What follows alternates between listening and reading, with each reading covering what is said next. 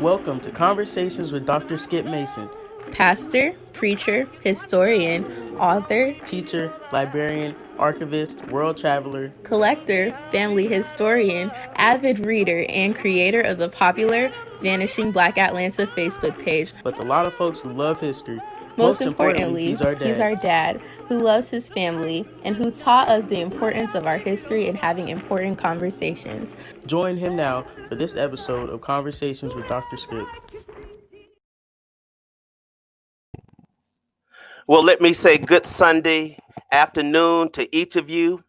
I am delighted to welcome you to another conversation with one of our dynamic Episcopal leaders as we celebrate the 150th anniversary of the Christian Methodist Episcopal Church. I'm Skip Mason, the pastor of the West Mitchell Street CME Church in Atlanta, Georgia, downtown Atlanta, Georgia, as my presiding elder Jerry Woodford would say. And so we're glad to have you as we have a conversation with the 62nd Bishop of the Christian Methodist Episcopal Church, Bishop Marvin Frank Thomas Sr. I'm looking forward to engaging in this conversation with him, and we're going to bring him up in just a moment.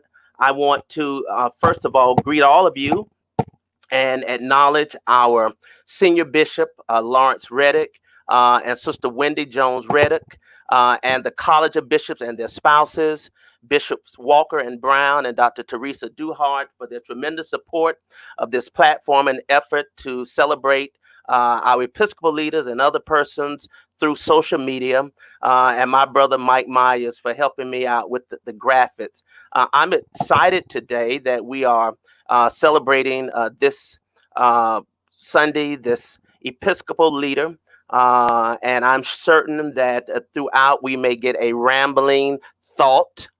You would have to know him to know what that means, and I'm certain we're going to certainly be blessed by our 62nd bishop. Now, next Sunday, we have Bishop Godwin Umoate, who will come and share with us. And I'm excited about that conversation. The time may change because there is a time difference in Africa, and we will alert you and let you know.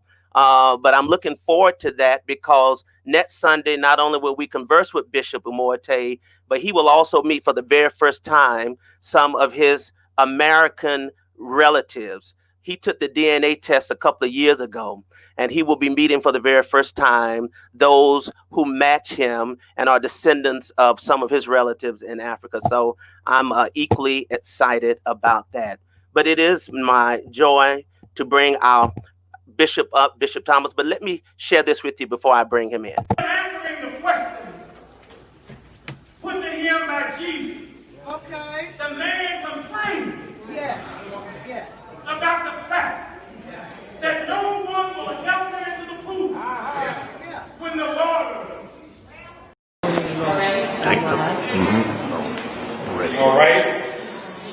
Greetings, my beloved. I'm the presiding bishop of the 2nd Episcopal District of the Christian Methodist Episcopal Church. I am using this opportunity to encourage each and every one of you, all across this nation, all across the Christian Methodist Episcopal Church, to make sure that you go out and vote in this. Brothers and sisters beloved, it is my privilege and honor to welcome to another conversation Bishop Marvin Frank Thomas Sr. Bishop, how you doing? I'm well, Dr. Mason, and yourself? I'm doing fine. My goodness, you look mighty regal. That you have on something I ought to be wearing right now. Good grief. Thank you, sir. Thank you. Well, we are so delighted to have you here to share with us and to take us on a inside journey about your life and growing up in Tuscaloosa and the influences that you have.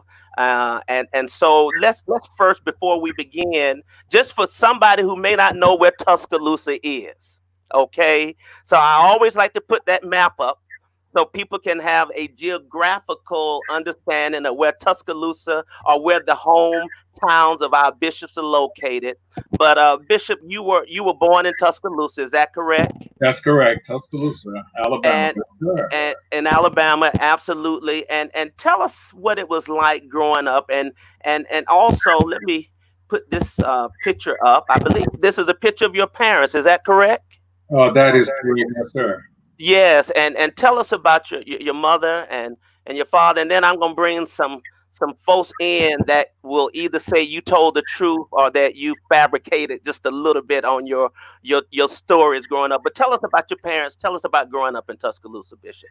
Well, my father, I really didn't know because he died at an early age for me. And so I've been learning across the years a lot about him. But we were blessed because we often had his siblings to come to Tuscaloosa, especially Hmm. those from Gary, Indiana, and they would always call us or well, call me Big Boy's son. So I guess they called him Big Boy. Right, And right. uh, um, my mother was everything. Hmm. Uh, Hmm. she raised us, 6 children. I saw her work in the homes of white people for a moment, then working in the school cafeteria. And I saw her constantly improving herself. That she worked for the employment office. As a matter of fact, she closed out her career working for the Alabama State Employment Oh wow. Office, service there in the state of Alabama. But she raised us, provided for us. Matter of fact, she did such an excellent job. We really didn't know that we were poor. Uh, Mm. and But our home was a wonderful place. Got along with all of my siblings. My mother was very involved in the civil rights movement in Tuscaloosa. Matter of fact, she was the secretary of the Tuscaloosa Citizens for Action Committee. She worked along with the late Reverend T.Y. Rogers Jr., who was a lieutenant of Dr. Martin Luther King Jr. And I used to go to mass meetings with her. She took us to church, and she just did everything to make life as comfortable for us as she could. And she passed away in 2014, a few months before I was elected bishop in the Yeah. church. But the thing that kind of stands out in my memory in those last moments, I would always go see her, and I know when she had in the last season of life had a leg amputated, and I thought I was going to see someone who was down in Hmm. spirit, but she was really excited about life as it could be, and only wanted to make sure that when Reverend Jones came by the hospital to see her the next morning for her surgery, that my sister gave him her tithes, Okay. and uh, and Wow. my mother was talking about me being a bishop, and I said my mama doesn't understand the politics of all of this, but she was telling my sister to get her black dress ready so that she can go to Baltimore and get a band so she could take as many people there to celebrate that experience. Yeah. But I think that for me, I concluded that God gave her some sense of peace that all was going to be well, and Yeah. she went on out in peace. Wow, Bishop. Tell us what it was like. You said you it was six of you all, and if I look at this picture here, you have one, two, three, five. It was four additional brothers and your sister. Um, that had to be a wonderful, never a dull moment in your household, right? It was never a dull moment. We did typical sibling things.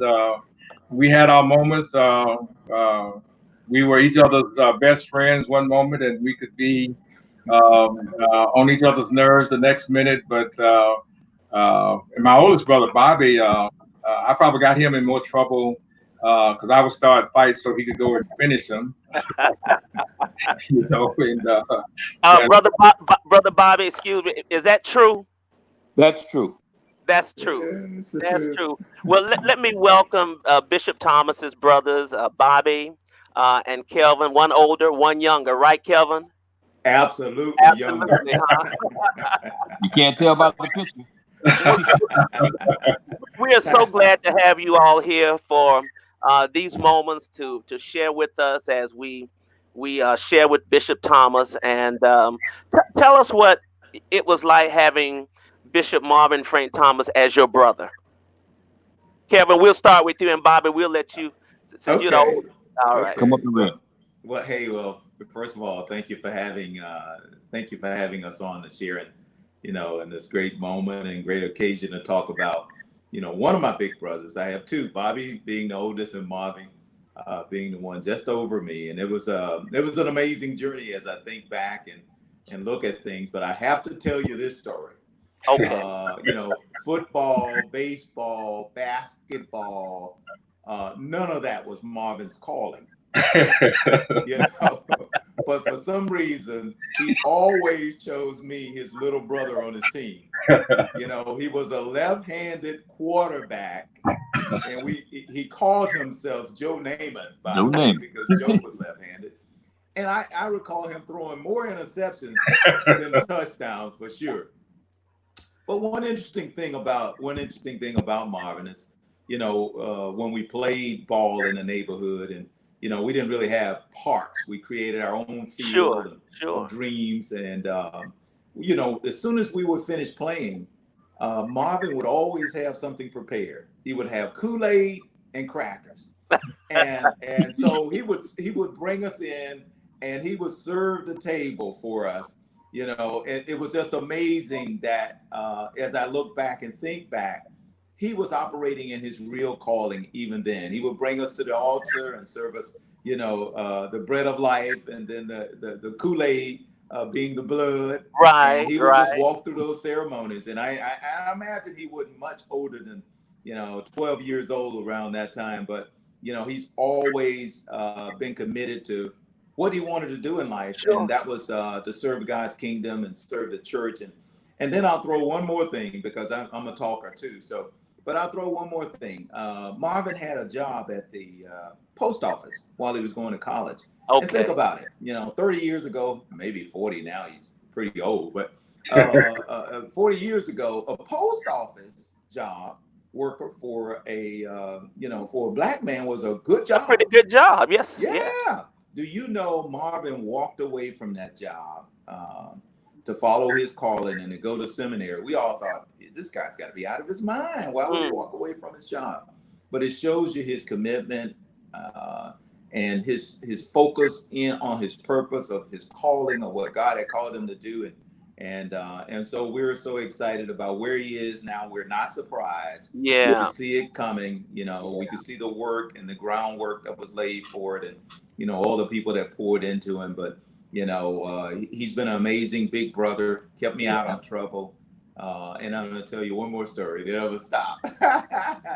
But, we all went to this, historically black college called Stillman College, which was only 2 or 3 blocks away from the house. Right. And we all started there. Bobby, I'll let Bobby tell you his own story. But Bobby started there.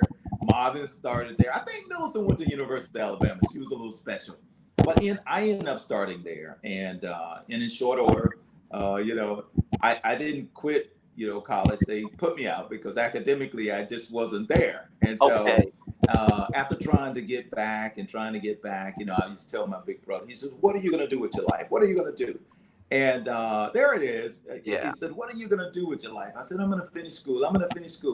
And his famous words that still rings in my ear, and I am where I am because of, these few words. He said, stop telling me what you're going to do and tell me when you do it. Wow. And that, and that was hard and that hurt. Yeah. And so those are the words that I built my life on. Stop telling me what you're going to do. Tell me when you're doing it. Wow. Yeah. Brother Bobby, let's hear your version of the stories. Well, to piggyback on Kelvin, we knew at a very young age that Marvin had a special calling. Okay. I remember, Millicent was the only girl, so she had her own room. Right. And back in those days, castor oil was the thing. Absolutely. So Mom would take us in the middle room. That was Marvin's sanctuary, Okay. where he would preach to us. In that, and he would have my little gown on that I graduated from kindergarten in. That was his robe. Wow. That's amazing.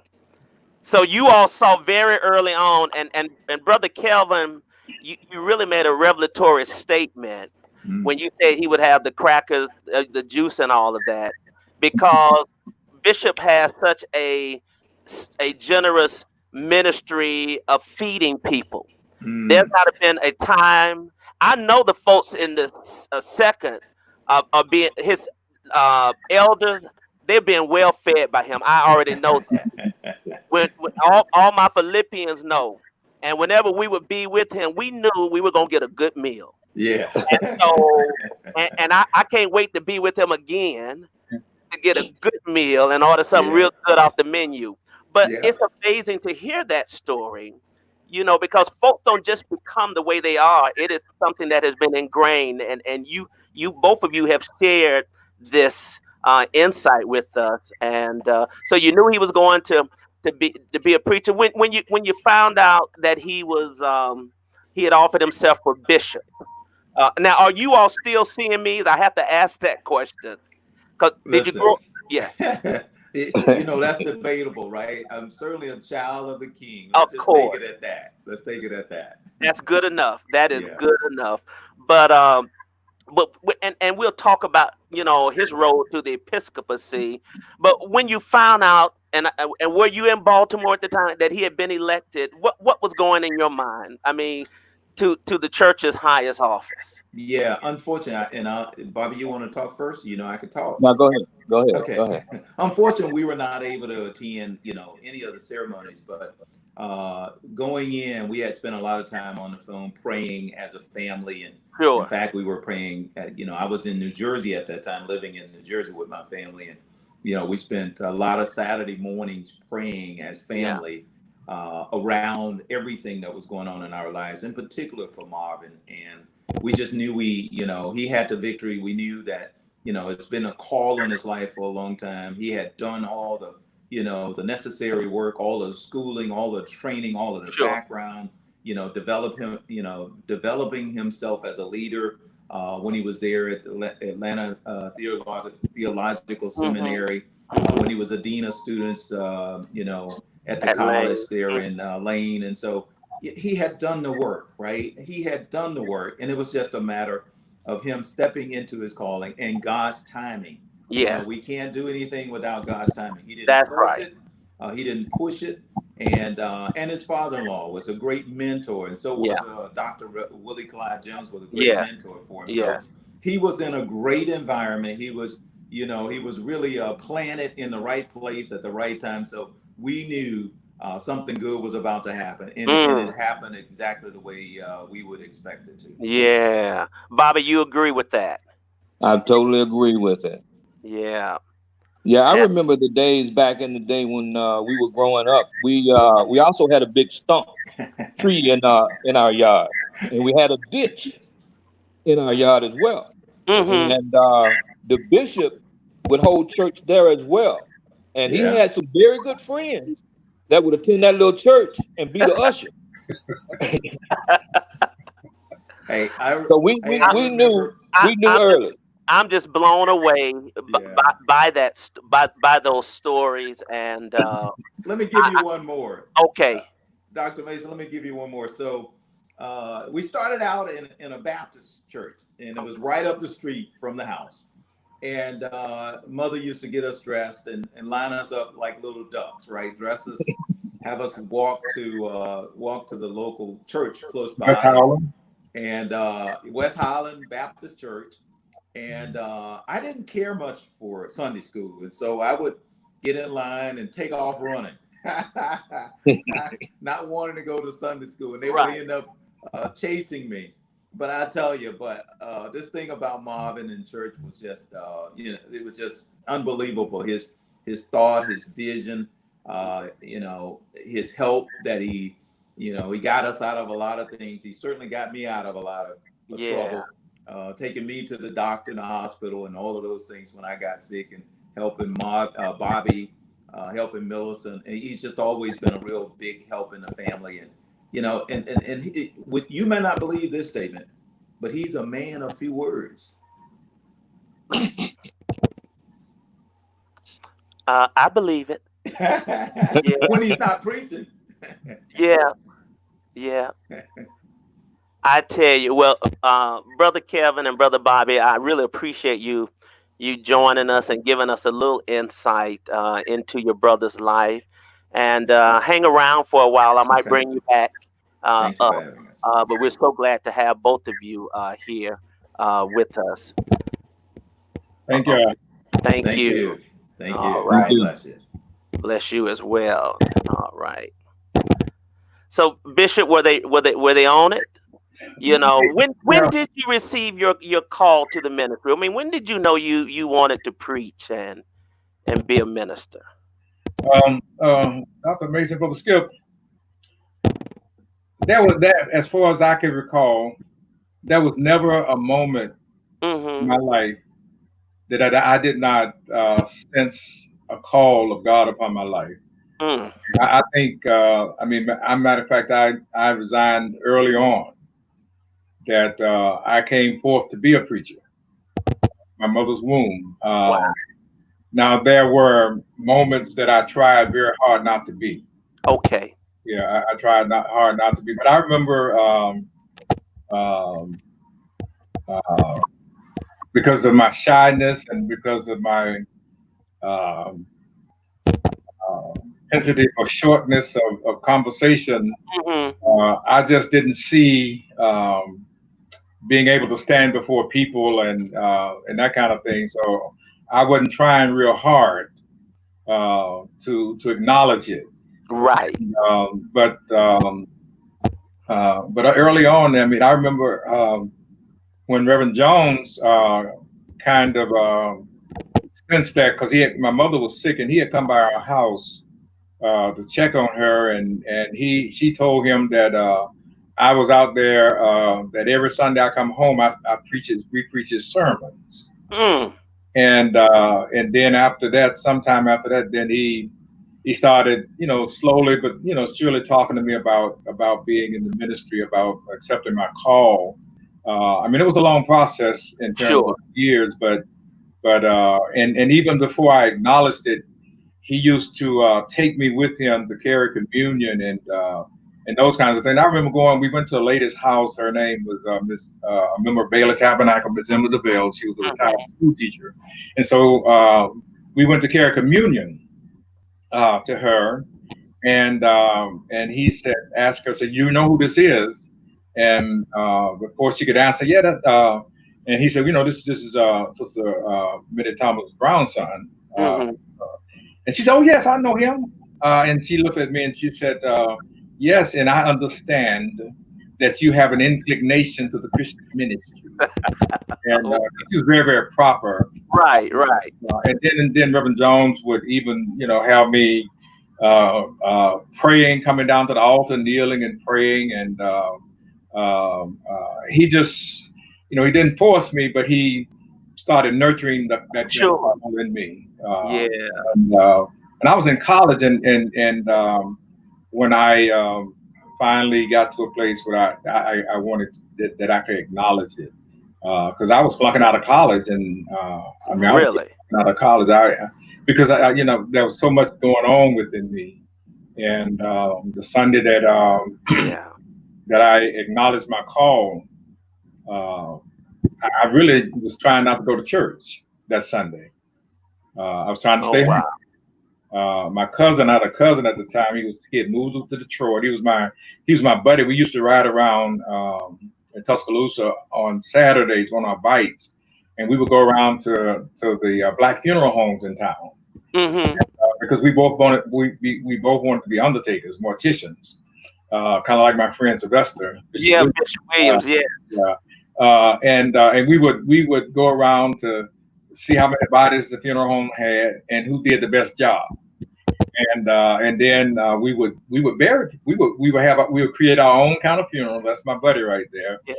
We would create our own funerals, and get our bikes and use our bikes as processions, carrying folk to the grave. Oh my goodness. Yeah. But the Sunday, he was coming. He had come from Detroit, Greg Kirsch, and he was supposed to preach at a church about 30 miles outside of our city. And for some reason, that's before we had cell phones. I could not reach him that day. Normally, I had no problem reaching him, but I could not reach him. And I was working, as my brother Kelvin said, I worked at the post office. I worked my way through college's post office. So I worked on Saturday nights, and so I would get off at 7, 8 o'clock in the morning. And so I had gotten off about 8 o'clock this morning. That morning, so I was going to go home, take a shower, and wait for Greg to call me so I know where I needed to go, to what church and that kind of thing. But he never did call, and so my mama asked me, was I going to go to Baylor? And I said, no, I'm just going to stay. I'm just going to stay home. So she went on off to church, and I was trying not to go to. I was just trying not to go to church. I was just trying not to go to church that day, and but something wouldn't let me stay at home. So I finally got up and got dressed, and I was late for church. And normally I would sit on another side of church, or I would be ushering or whatever. And this would have been a Sunday that I was ushering, but I sat on another side of the church, and it would seem after Reverend Jones had preached that when he opened the doors of the church, something and his son Errol says that I came screaming and hollering, and Reverend Jones says that too, and some other people. I don't know about all that part, but I do know that, I came down, and he asked me, "Are you ready?" And I said, "Yes." And by acknowledging that call, my whole journey as Philman changed from a student who was on academic probation to a student who was on the dean's list. Did it really? It did. It did. Wow. Yeah. And so, this is your local preacher's license. Were you licensed subsequently after that moment occurred, or was this prior to? No, I was licensed after that. Okay. Matter of fact, it appears that based on that thing that because I preached my first sermon, a trial sermon, whichever one you want to call it, shortly after that. Whatever the quarterly conference, I was licensed by the same by the Reverend E.D. Bowie. I think that was the same one that licensed Bishop Williams as well. Oh wow! He was our presiding elder. Okay. So he licensed me to preach, and I was the first preacher to ever come out of Bailey Tabernacle CME Church. The first one ever in its history. Oh wow! A number of persons came out after I did, but the first, Reverend Jones would tell me, and I preached my first sermon there at Bailey Tabernacle. Isn't that something? Wow. So, Bishop, do you remember your first sermon? I do remember my first sermon for a lot of reasons. Tell us about it, please. One is that I had to prepare it early because Reverend Jones made me do that, and he made me come and preach to him before I preached to the people. Oh wow! And he wanted to make sure that it was right and everything else. And so that Sunday, my sermon was at 3 o'clock that afternoon. Mm-hmm.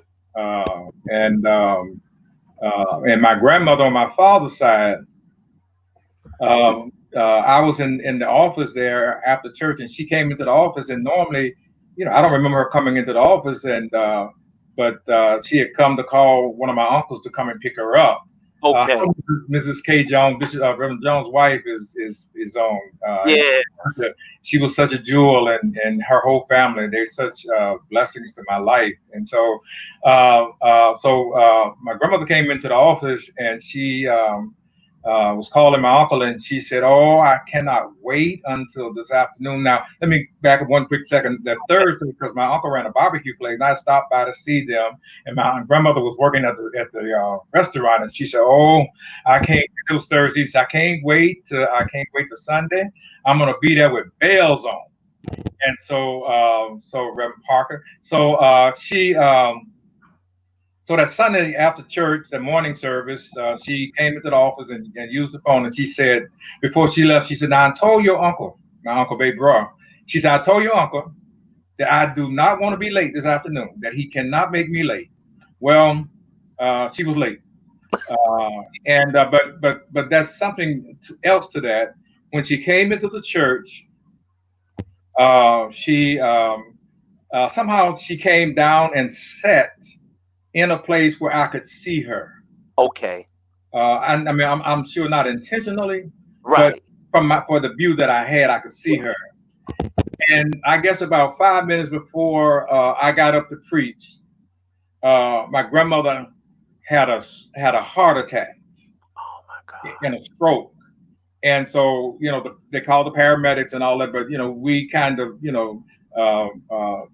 after they, carried her out, she passed away the next day. Oh my. She passed away the next day. So my paternal grandmother had a chance to see me stand up in my calling. Oh wow. Yeah. And my first sermon, I said, Reverend Jones really, he worked with me. And so the first sermon was from the parable of what was from Luke, Count the Cost. Okay. And so I think my sermon was all of 12 minutes. 12 minutes. 12 minutes about counting the cost. Counting the cost. Wow. So that was my first sermon. That's amazing. That is an amazing story. Let me pause for a second and acknowledge Senior Bishop Reddick and Mrs. Wendy Jones Reddick, and they're sending their greetings to you, Bishop Thomas. Senior Bishop and Sister Reddick, greetings to you and thank you so much. And Bishop Reddick and I go a long ways back. We're both from the North Central Alabama Conference, as is Bishop Sylvester Williams. So you have 3 North Central Alabama Conference folk he's from the Huntsville district, and so Bishop Williams and I from the Tuscaloosa district. And but I remember before going to Lane College, he and I, and I think a couple of his kids, he was in Huntsville for that conference, and we had a conversation at a Shoney's or something. Mm-hmm. But he's always been very supportive and encouraging to me along the way. And I see Mrs. Sister Reddick checks out my menu sometimes, my cooking and stuff. But thank you both. I really appreciate it. Thank you. Well, we're glad to have them on, and any other bishops that are watching that I may not be aware of, I know somebody will let me know. Sister Duhart, I know you always checking. But so, Bishop, now you did your first sermon. Now, let me, time-wise, were you at Stillman at the time when you did your first sermon? I was at Stillman. I was in my, I think 75. I was in. Well, it took me a little longer to graduate. One, because to be honest with you, Stillman admitted me on condition. Okay. They committed me on condition. I had to kind of work my way, which was okay. Right. And then the job at the post office came as a result of being a student at Stillman. My cousin up in Pittsburgh, and her mother is a member of Cornelius Neal's church up there in Pittsburgh. And let me say this about my cousin Susan Marbury, 90 plus years old. When I first came here, she called me one night and asked, was I Bishop Marvin Frank Thomas? I said, right. And so she said, I'm your cousin, and I'm a member of the New Destiny Church up here in Pittsburgh. You come up here and see about us. And so I go up there every year, and it was a church in a different place. Yeah. Thank God for Reverend Neal and his family trusting God and having some confidence in me and moving to Pittsburgh and leading that church. And now they have a building. Praise the Lord. Have a building. Yeah. Bishop and Mrs. Gilmore. Oh, yeah. Go ahead. I just wanted to let you know that they were watching. Joan just sent me this and wanted me to. Bishop is having some keyboard issues, but he wanted to make sure that you knew that he was watching. Both of them were watching you today. Okay, thank you. And let me say this about Stillman admitted me on condition. Yes. And I had to take those remedial courses. Okay. I had to take remedial courses, and I was really, the only 2 classes I passed in my first year were religion courses from Dr. Clarence Thomas and Dr. Osmanda Miranda. Okay. I mean, I couldn't pass anything else. I could only pass religion.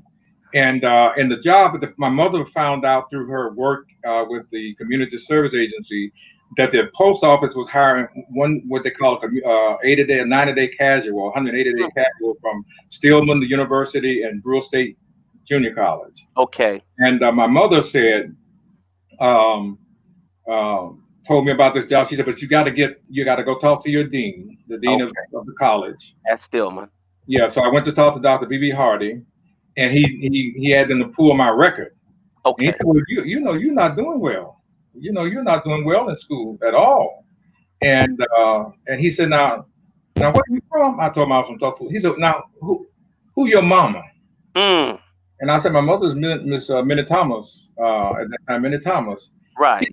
She was one of my students, and I know her.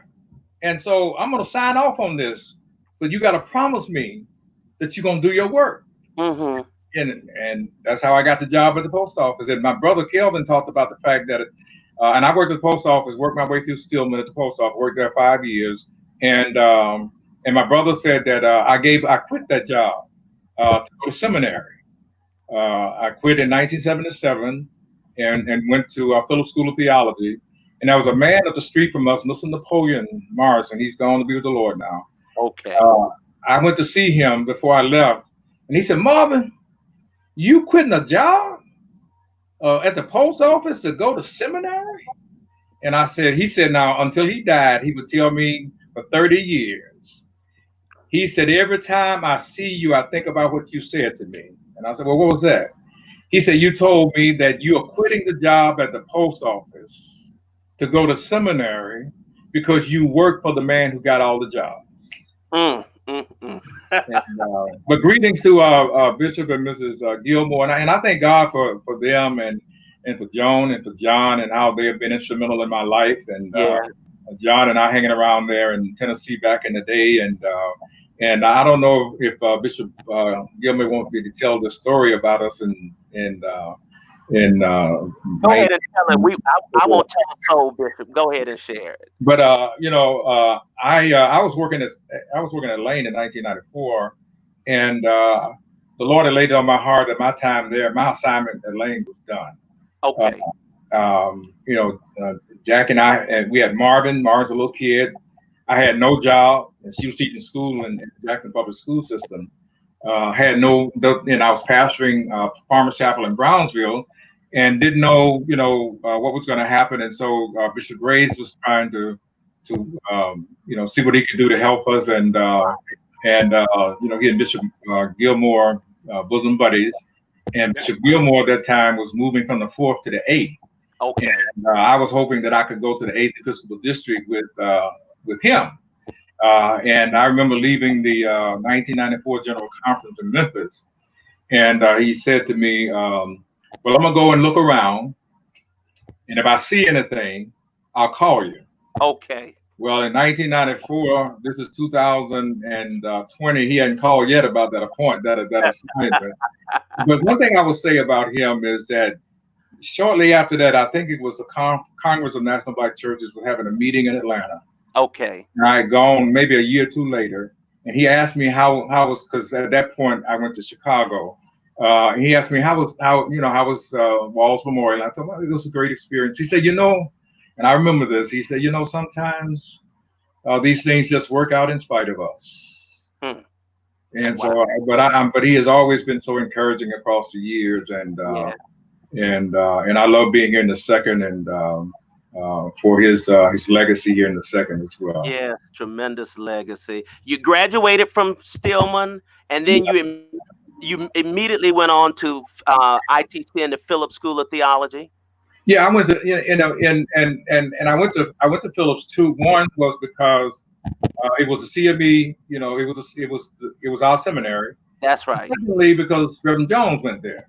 Okay. I wanted to go because that's where he went, and then he encouraged me that if the call to preach is a call to be prepared and to prepare yourself.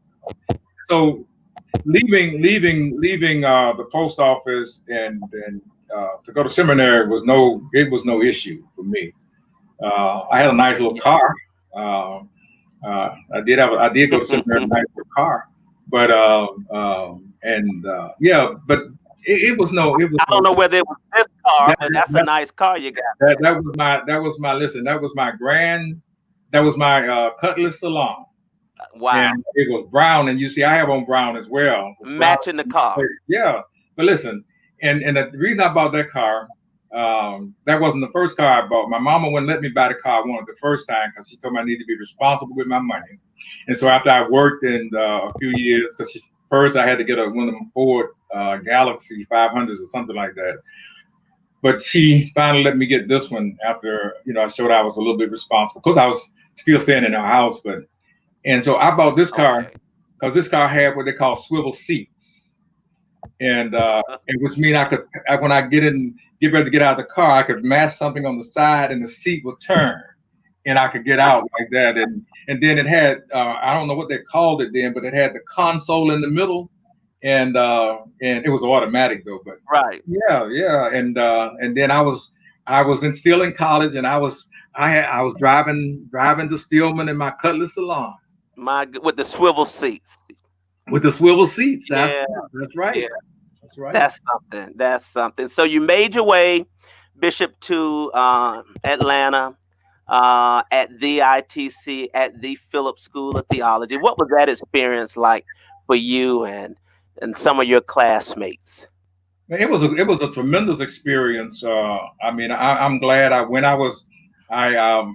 can say without reservations that between 77 and 1980, at least when I showed up, I was the youngest to show up at that point because most of my students were seasoned persons. But I mean, I had some tremendous classmates: Willie Nathaniel Owens, schoolmates Willie Nathaniel Owens, John Napoleon Bass, Vince, all of those guys right there. Sessions and Jerome Price and my pastor, Reverend Jerome Price. I mean, it was great. I tell you, one of the most significant things. My classmates, my fellow alumni persons. I mean, fellowship persons were very supportive and encouraging to me. And even if they saw me acting a fool, especially the older ones, they would kind of pull me to the side and kind of tell me, help me get my act together and stuff like that. And I had a roommate, Larry Fryer. We were good, we were good roommates, and we had a moment, but we lived past it. And when I was listening to Bishop Williams last week about he and his friend having those arguments, I thought about and living in the same room and not saying anything to each other. I thought about Fryer and myself, and it's something about that little room, that little space at Phillips School of Theology. People trying to be in there, grown people, but I saw some things. I met my best friend there, Warren Lassane, the Presbyterian. I met him, and we've been friends ever since the first day we met. And one of the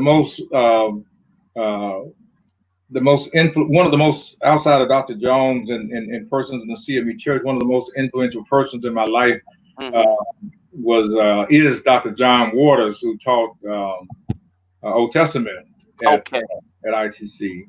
And I remember Warren and I, my buddy Warren and I, back then we had these kind of schedules where we ended up taking all of our core classes at the same time, at least the first couple of years.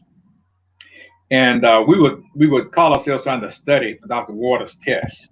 Okay. The first test our first test at seminary was given by Dr. Waters, and it was an essay test, and it depends on who tells the story. Okay. One of us made 20, and the other made 12. And it depends on who tells the story. So since I'm telling the story, I made 20. 20, okay. And he made a 12. But the thing about that is that Dr. Waters, and I took everything Dr. Waters taught. Yes. With the exception of Hebrew. And I regret that I did take the language. But Dr. Waters told us to take those tests home. Sister Janice Pilot, thank you very much from Baltimore. He told us to take this book, take the test home, open the book, and answer the questions, and I will give you the better of the two grades. Okay. And we did a whole lot better. We got 80 and 90s after that. But Dr. Waters, I mean, there was just such a way in which he inspired us and challenged us to rise to higher heights and just not Sure. be just preachers for the sake of preaching and hooping and hollering and that kind of thing. Just to be. Yeah. And he used to tell us every Friday, and I used to tell y'all this too. So I got it from him. He would tell us every Friday, because I think we used to do classes on Wednesdays and Fridays, those classes, and Tuesdays and Thursdays. So this class on Fridays, he would tell us. He said, "Now those of you," he said, "Now those of you who are not preaching, I hope that you'll go to church Sunday, and I hope that when they pass the tray that you'll put a little money in there so the preacher could get a nice little offering. That's right. That's right. And those of you who are preaching, I encourage you to do your homework and then earn your money." And so that's where I got that from. I remember that. Yeah. I remember that. And every chance I get it, and I would always try to be in touch with him because of his influence on my life. On your life, yeah. And so after you came, now while you were at ITC, were you pastoring anywhere? Yeah, I was still pastoring in the 5th Episcopal District. When I came to ITC as a student, Bishop C.A. Kirkendall was my bishop. That was your bishop. And he and encouraged, the thing about, I love Bishop Kirkendall, but he always communicated to me through Reverend Jones. He would tell Reverend Jones. Not directly to you. But I mean, and I didn't understand it. But they had the relationship, and it, and it was like that. Really, I was not communicated with directly until I went to Falls Memorial. Oh wow! Because when I was from a bishop. Yeah, because when I was at Lane, Dr. Bishop Graves sometimes would, more often than not, sometimes will communicate through Bishop through Dr. Chambers. I think it was because they may have been in conversations at the time, and something about that would be helpful for me would come up, and they would relay the message. But I mean, it's not that I didn't talk to them. I did.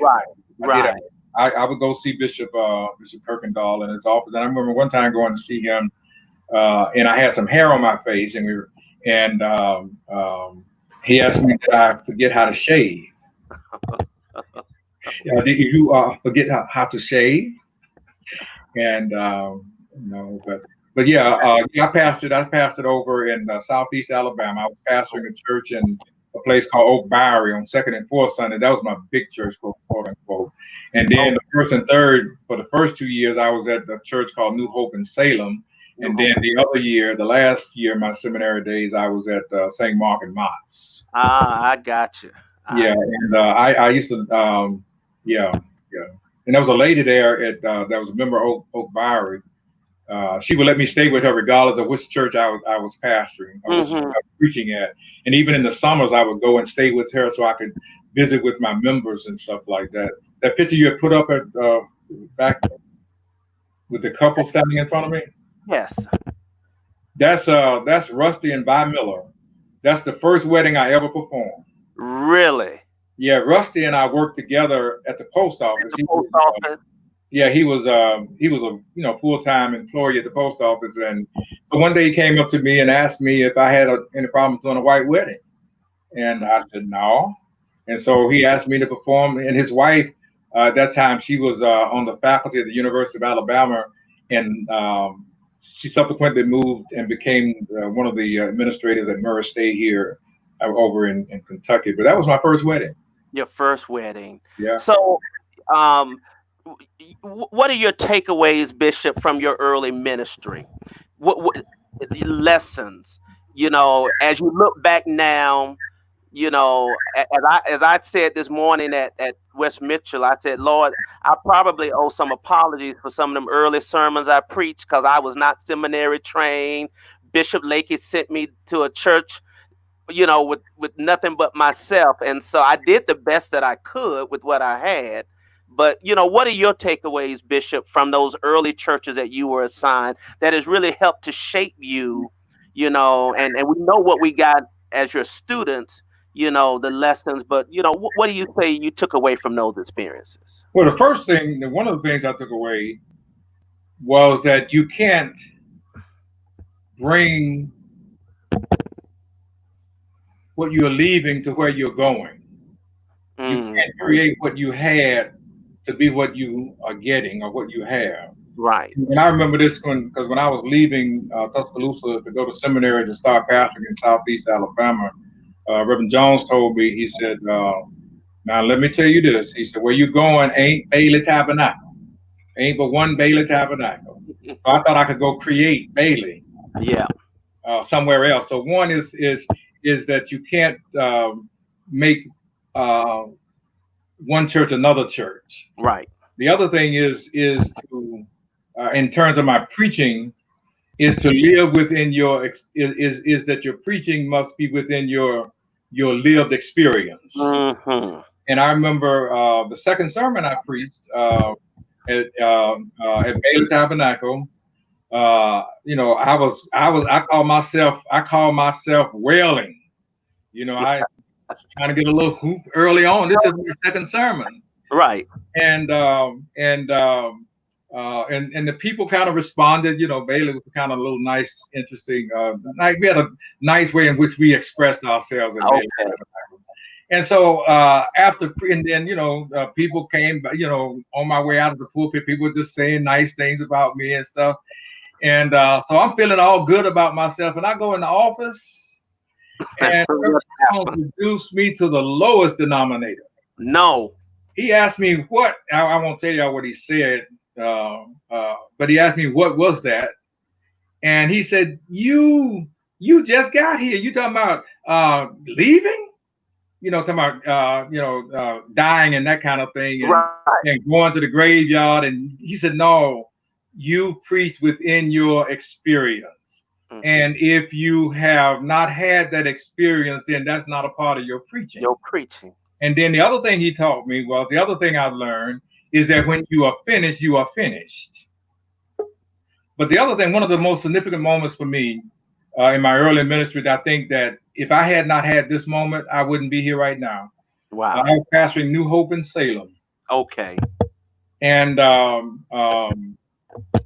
was feeling myself because I was in seminary, feeling myself. Right. And there was a lady who always tell me, the first thing she called me and told me one time, well, I don't know, she told me one Sunday, one of the third Sundays leaving church, well, the fifth Sunday, we have all these churches coming together. I'm living in Atlanta, but in the fifth Sunday we don't have a service. So she said, so they want you to preach. Okay. And I said, well, I won't be here. I said, I don't have any responsibility on the fifth Sunday down here. Right. No, our church was to be a part of it. And she said, well, we want you to come. I said, well, I'm not coming. I'm not a part of that. She said, well, let me tell you this, young man. She said, when you are in Rome, you do as the Romans do. And wow. So, and I'm telling you, I did go. And I'm glad I did go. But the thing that church blessed my life, because number one, I was so out of touch. Right. That it was a small congregation. And I remember on some Sundays there'd be 6 people in worship. Okay. 5 of them would be asleep. Oh my goodness, Bishop. And there would be one little boy named Kenneth. Okay. He would be pretending he was playing, he was shooting pool. Good grief. I mean, that was, and so so I told the presiding elder, GM Frazier, I said, look, I don't want to come back here. Okay. I don't want to come back here. So he said, well, I'll see what I can do. I said, well, I don't want to come back here. I'm in my first year seminary. Yeah. And we were going down to Stewart Memorial in Mobile or Taylor Chapel in Pritchard for the annual conference. Mm-hmm. And so we got down to the annual conference, and Elder Frazier said, I got you another chair. I found you. I got you somewhere else to go. But something happened to me between leaving for the annual conference and getting to the site of the annual conference. I had an epiphany. What happened? God told me I couldn't do it that way. Okay. So the elder came, when he came up to tell me he had another church. I said, sir, I need to go back. I need to go back. Wow. I got to go back. So I was read out back to that church, New Hope Salem. And the first thing I did that Sunday when I went back after that, whichever that first Sunday was, first Sunday, and in this case would have been in August of 76. The first thing I did was I apologized to those people. Okay. For how I had mistreated them. You did. I apologized to them because I knew that I had not done right by them. Wow. I thought I was more than that. And I tried to act like it. And in spite of all the kindness that the people had rendered me, I just thought I didn't want to be there. And it showed in how I related to them. But the thing about it is that the moment I did it, then they started apologizing to me for how they responded to me. And I just stayed there that year, but the difference was night and day. Wow. And I know that had I not gone back and had I not apologized to those people for mistreating them, I would not be here today in this place, in the life and witness of this church. That's amazing. That's amazing. That's a story you don't hear often. No, a preacher apologizing and then the congregation coming back and apologizing. Wow, that's something. So you graduate from ITC, you're pastoring. How do you end up and when do you end up at Lane College? All right, so when I graduated, I didn't know where I was going. Okay. I had some ideas of where I wanted to go. Right. But Bishop Kirkendall assigned me to Miles Chapel CME Church in Reform, Alabama. Reform. And Dr. Jones, it just so happened that as I was graduating, there was a vacancy in student affairs. Okay. Student services, I think they called it at Stillman. At the time, right. And they had a program, a federal funded program, and they needed somebody to work in that program. And so he said, well, since you're coming back home, you can work, you can work here at Stillman. Because I worked at Stillman and were bound. And he said, you can work here at Stillman and pastor your church in Reform. Right. Because Reform was like 30 miles from Tuscaloosa. And so I worked and I pastored at Miles Chapel. I used to stay in the weekends. On the weekends, I used to stay in the trailer parsonage. The trailer parsonage. It was a trailer right across the street from the church. I love pastoring Miles. And I remember when I was everything they didn't want.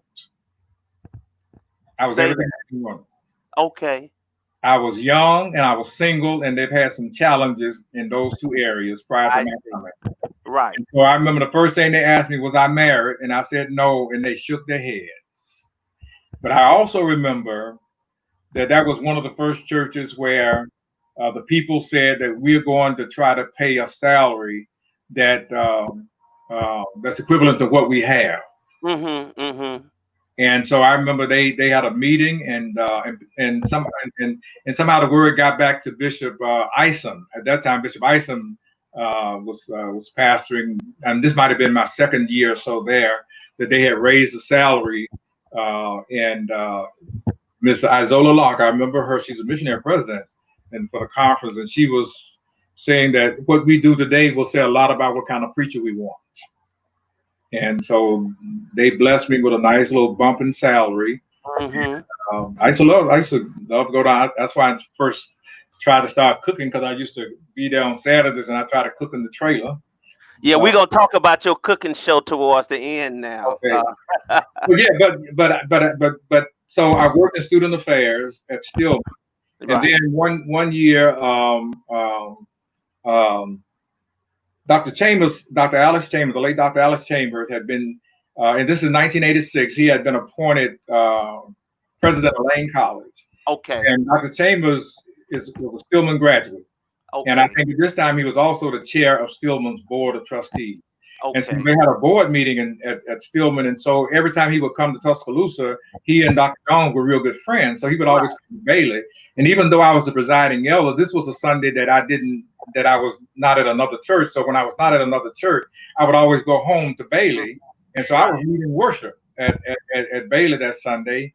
And then a couple of days after that, and Dr. Chambers was there. And a couple of days after that, Reverend Jones told me that Dr. Chambers had called and was interested in me coming to Lane to be the dean of students. Oh, wow. And that he was going to be giving me a call. So one Sunday morning, I was getting ready to go to Alsville. I was going to Bishop Sylvester Williams' church where he was pastoring. And I think it was the same Sunday that I baptized his daughter Sylvia, I think. But anyway, so that morning, like I said, we didn't have cell phones. So he called me just as I was getting ready to walk out the door. And as I was getting ready to walk out the door, I answered the phone. And so Dr. Chambers said, this is Alex Chambers, president of Lane College. Right. And I want you to, I'd like to invite you to come to Lane to be the dean of students. He said, things are a little out of whack around here right now. And I need a young man to kind of come and kind of work with our students. And I said, I see you working in student services there with Dr. Jones at Stillman. And so I would like for you to come. I said, well, I'll pray about it. I'll think about it. So I left and I went down to Emory Chapel that Sunday. Fred Hughes' church. So Bishop Sylvester Williams was the pastor at the time. And I was late because I tried to come a new way. And even though I was late, and I learned that the shortest distance between any 2 points is to go the way you know. Go the way you know. Right. And so when I got there, I told Brother Fred Hughes, I said, I just got off the phone with Dr. Chambers, and Dr. Chambers said, invited me. He wants me to come to Lane to be the dean of students. And Brother Fred said, "You going?" And he said, "You go there, you work there, then you become a general officer, and then you become a bishop." Oh my goodness, really? And, yeah, that's what Fred Hughes said to me. And so when I left that church, I went to see my mama. Okay. And I said, "Mama, Dr. Chambers called me from Lane College and asked me to come to Lane in Jackson, Tennessee to be the dean of students." And what did your mama say? It wasn't what she said, but I saw the joy. Okay. In her face. Sure. That she lit up like a Christmas tree. Really? And I knew then that was my confirmation. And so Dr. Eddie Johnson was a colleague, was one of the associate deans at Stillman and the fraternity brother. So, and he and Dr. Chambers were good friends. So he rode to Jackson with me for my interview. And when I got to Jackson, Tennessee, turned on Lane Avenue, when I got to the railroad track, the Lord said, "This is where you belong." Oh, wow. So it didn't even matter how much they paid me or how much they paid me. Mm-hmm. I was all in at that moment. At that point. At that time. And so that's how I got there because a phone call. Wow, Bishop. Divinely ordered. Step to divinely ordered. Yes. Long before that guy made that song popular, Order My Steps. Order My Steps. You were living it and you were seeing it. Let's shift for a second and talk about your children, your daughter Courtney, and your son Marvin Frank, and what has it been like being a father, and all of that. We everybody know what it's like for you being a grandfather. We know that. Everybody knows Cam, and we followed the tales of Grandpa Marvin and Cam, so that's widely known. But talk about your son, and we had Courtney in, but maybe she'll come back on. But I want to bring Marvin Frank Thomas Jr. How you doing, Dr. Skip? Hey, Dad. Hey, Marvin, how you doing? Hey, my brother, so good to have you, and thank you. He sort of served as my coordinator for the Thomas family. Okay. All right. I appreciate that. But Bishop, talk about fatherhood and what that has meant to you.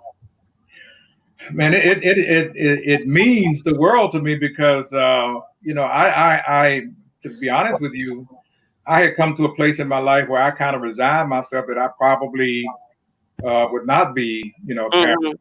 And then, I was blessed with these two wonderful, very creative and energetic children. My daughter Courtney is a star in her own right.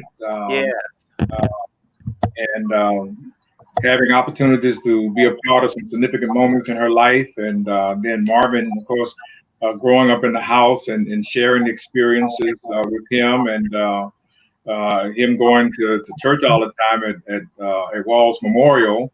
But I just, I don't know how to put it in words other than the fact that I wouldn't trade them in for nobody. Yeah. The best two, that they are. That's Courtney's. That's a college graduation when she graduated from Jackson State, and I really, I mean, she's a jewel. She had Cam, and then she had gotten a cosmetology degree, and then after having Cam, she decided to pursue for her education and get her bachelor's degree. Her mom was on the faculty at Jackson State. Hey, Cam and Courtney, welcome. How are you? Glad to have you. Courtney kind of made up her mind to go back to school, and she got a degree in social work. And then she just was not content, and she went and got a master's degree, and Cam riding shotgun all the way. And so I mean, and now she started her own business, so I'm very, very proud of her. And then Marvin, went to Lane, and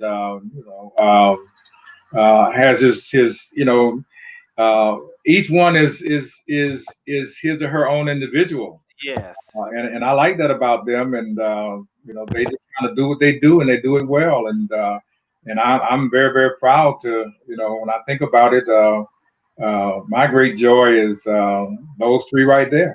Yeah, absolutely. We're gonna ask both of them. Marvin, tell us about your dad. Yes, I would first of all say his greatest lessons come from his example. So just his daily walk serves as an example of what it means to be not only a man, but a man of God, a man who loves his family. I would also say he's very selfless. One thing that I don't think I heard mentioned today, and my mother and I were talking about it.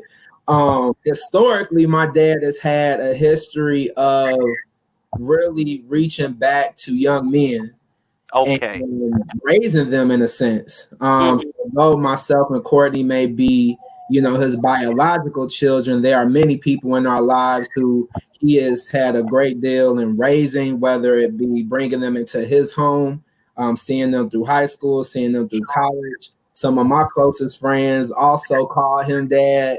So that I think is something that I don't know if many people know.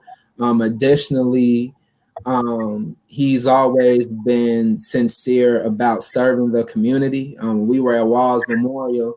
Now, Dad, I don't know if you came up with the tagline, but we were always identified as Walls Memorial Family Church, the church in the heart of the community with the community at heart. And at a very early age, my Friday nights would be spent literally, preparing food and serving the homeless. Our Sunday mornings.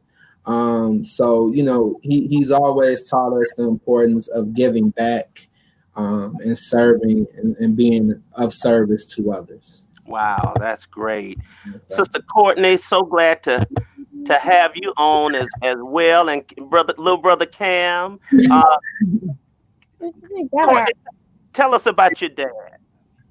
Well, Marvin said a lot, but I guess to piggyback off of what he was saying, if I could describe him, I was literally saying a quiet storm because we're both cancers. Well, we're all three cancers: Cameron, my dad, and myself.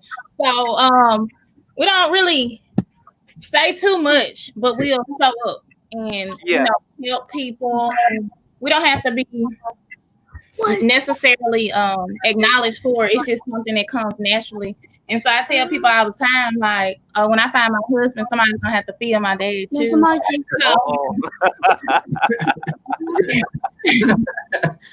Wow. Cameron, what would you have to say about Papa? Say. Hey, Cam, tell us about your granddad. I love him, and he is my favorite. Oh. That's you. Wow. I tell you, so I know that he's super proud of you. He's already said that, and your creative spirits and entrepreneur spirits and all of that kind of thing. And we're glad that you all are here to share with us. So what do y'all think about his cooking now? He has a cooking show on Facebook. You all do know that, right? Yeah, he's showing it. Cooking with the bishop. We're gonna talk about that when we close, and I'm gonna bring up some of the various dishes. But your dad has commanded Facebook like no other bishop. I'm gonna go on record and say that. Am I right about that? I agree. I think so. Yeah, as my pastor, Reverend Price, used to say, I know I'm right about it. Yeah. That was his saying. But he has commanded. He responds. He posts. And it's engaging. It's refreshing. To some extent that he has made himself, so accessible. What do you all think about that? I agree. Yeah. I will say he's definitely gotten better over the years. I will. I don't know what recipe books he's been investing in, but they are definitely paying off. And, Marvin, you say the cooking has gotten better over the years. Yes, sir. There's, So we come a long way for boiled eggs and toast. Wow. I hear you. So what is it like, Marvin? You have your father is a bishop, your grandfather, is any pressure on you, in terms of the ministry, although you minister through your music, we know that you are phenomenal. Thank you. I tried to find something I could play on the Christian station. It's okay. It's about that. I said, Marvin, I'm gonna have to put you on my nightcap show. I got a nightcap show. Yeah, I want my members to at least think their pastor's still saved and sanctified, and all, but I'm just joking. I mean, you have a phenomenal voice, and I love your music, and I follow you. But Courtney and Cam and Marvin, we are so appreciative for you being on. Anything last thing you want to say about your dad before we get back to his continuous journey to the episcopacy? Anything you all want to say? Bishop, you want to say something? Yeah, I want to say, happy birthday. Thank you. Happy birthday. Thank you. When Marvin was talking about I was trying to get you a picture yesterday. I couldn't find it of my quote unquote son before Marvin, and that's Dexter. Okay. Yeah, and I could not find it. But when you see the picture of me being lifted up, I'll show you. But you've seen Dexter, I'm sure. Yeah, from when he was a young kid in Tuscaloosa. Yes. Came to Lane and came to stay with me. Went to high school. Went to school in Jackson. Graduated from Lane. Moved to Chicago after we moved there. And everybody thought he was coming to Atlanta behind me, but he kind of stayed back. Yeah. Dexter is a joy. Wow. Well, we are so glad to have you all on to share with your dad and to thank you all so much. We continue to walk through his life, and I'm certain he's appreciative to have you as well, and we're thankful for you. And Courtney, nice to see you and meet you, and little brother Cam and Marvin, thank you, and you all are welcome to hang out while we continue. Okay. Thank you, Dr. You're very welcome. Wow, that's great, Bishop. Thank you. And I love your time with Cam. I mean, you are at school reading to his classmates, and I mean, it's just special. It is just really, truly, truly special. So, Bishop, from Lane College, where did you go after Lane? When I left Lane in 19. And I remember it was the first Wednesday in March in 1994 that something happened. I'll leave it at that. That said to me that my assignment at Lane College was done. Okay. So shortly thereafter, I informed Dr. McClure that at the end of the current year that I would, Dennis Morris, that's the one his dad was the program I was talking about, that the man with all the jobs. Oh, right. Yeah. And I didn't know where I was going. I mean, I really didn't have a church, didn't have a job, didn't know where I was going. But I knew that at the end of June 30th, I'll still have Farmers Chapel until the annual conference. But I didn't know what Bishop Graves was going to be able to assign me or whatever. But behold, Jack and I had gone to Memphis. Jack and Marvin and I had gone to Memphis to spend some time with Bishop Graves and Mrs. Donna Graves, and while I was there, Bishop Graves said, "Marvin, telephone."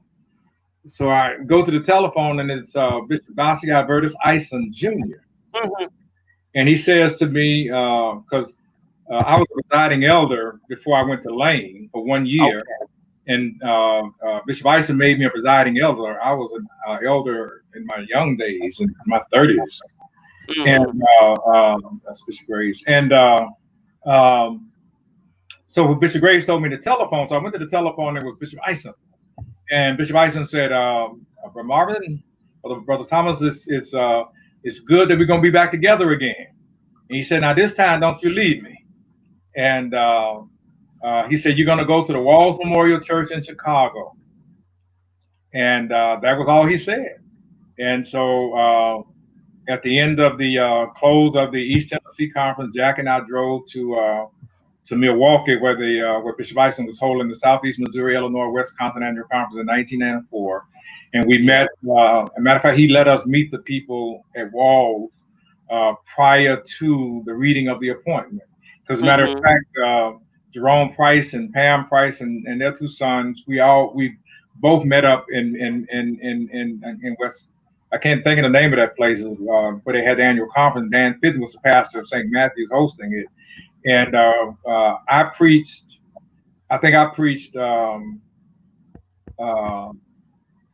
Jerome Price preached one sermon, and I preached another. So we both preached at that conference, and both his wife Pam and then Jackie, my wife, they both sung. And so they said, here come these preachers to Chicago with singing wives. And so we, so I left. So my next stop was Walls Memorial for. I was a little scared going to Chicago on the west side. Yeah. But by the time I got there, I wasn't, because the people that we met at the annual conference, they were so nice to us and so excited about us coming. I followed the Reverend J.J. Jackson Jr. to that church, and the people from Walls, they led us back from Milwaukee to Chicago to the church. I had to go to the church that night. That night? Oh, that wow. Night, I needed to see where it is, what Walls Memorial looked like. Right. And they had to. When I showed up, we got there were a few people waiting to meet us. Margaret Rogers was one of those persons. His family was among those families in that church, and they had to unlock the gate, because there was the door that it was in the hood, and so they had to had this big thick lock on both of the front doors and pull the gate back so we could go in, and I went in and I saw the church, and I fell in love with it and with the people, and I think that you find a place that all the places that you serve mean a lot, but if there's a place that has a little bit more of a moment of meaning for you, it was a defining moment, I think, for me in the ministry. Other than the time that I apologized to that congregation because I'd never I'd never pastored outside of the South, and I had never not served without that's the Walls Memorial 200 South Sacramento Boulevard. Sacramento, yeah. So I never, and Walls was a full-time responsibility. Okay. Now, we went there. Jackie was a school teacher at Jackson. I was working at Lane and pastoring. So we went from 3 salaries down to 1, and then Walls Memorial at that time was not paying. They weren't paying $30,000 in 1994. But I tell you what.